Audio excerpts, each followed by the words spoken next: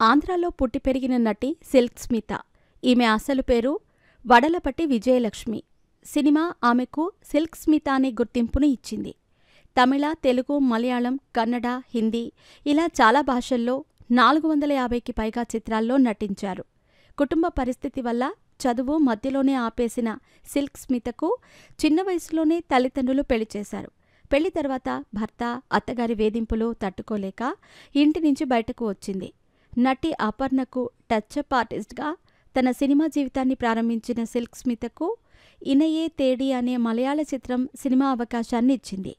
మలయాళ దర్శకుడు Anthony Eastman silk స్మితని హీరోయిన్గా అవకాశం ఇచ్చారు. అంతేకాదు, ఈస్ట్మన్ ఆమెకు స్మిత అని పేరు పెట్టారు.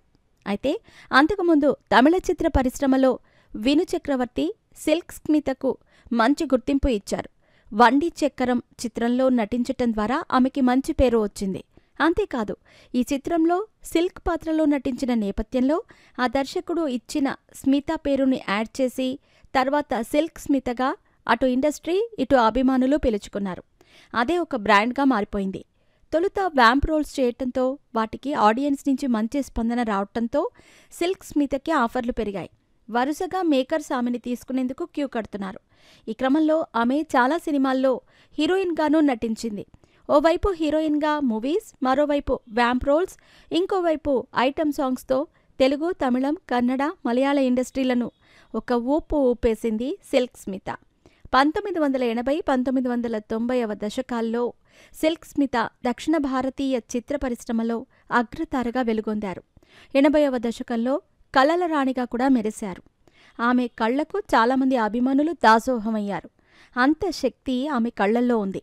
మలయాళం, తమిళ హీరోలు తమ చిత్రాల్లో సిల్క్ స్మిత పాటలు ఉండాలని కోరుకునేవారు. తెలుగులోనూ ఆ డిమాండ్ పెరిగింది. సిల్క్ ఒక్క ఐటమ్ డాన్స్ చేయటానికి 50,000 వరకు పారితోషికం తీసుకునేదట. ఇది ఇప్పటి కాలంలో 5 కోట్లకు సమానమని చెబుతారు. అంటే హీరోయిన్ కంటే 10 నుంచి 5 నిమిషాల పాటకి ఎక్కువ పారితోషికం తీసుకునేది. ఇప్పటి లెక్క ప్రకారం సమంత, రష్మికలు కూడా ఆమె ముందు నిలబడరని చెప్పొచ్చు.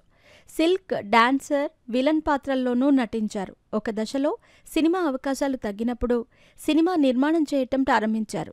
అప్పుడు ఆమెకు 2 కోట్ల వరకు నష్టం వచ్చి మద్యపానానికి బానిసయ్యారని సమాచారం. దీంతో తరచూ వివాదాల్లో చిక్కుకునేది. చివరికి మానసిక ఒత్తిడి, దుఃఖం తట్టుకోలేక సిల్క్ స్మిత 35 ఏళ్ల వయసులో ఉరివేసుకుని ఆత్మహత్య చేసుకుందని చెబుతారు. కానీ ఆమె మరణించినా ఆమె మరణానికి సంబంధించిన మిస్టరీ ఇంకా వీడలేదు. మిస్టరీగానే ఉండిపోయింది. అయినా సిల్క్ స్మిత క్రేజ్ తగ్గలేదు. ఇప్పటికీ ఆమె క్రేజ్ కొనసాగుతోంది. ఆమె బయోగ్రఫీపై ఇప్పటికే 3 సినిమాలు వచ్చాయి. ఇప్పుడు మరో మూవీ రూపొందుతుండటం విశేషం.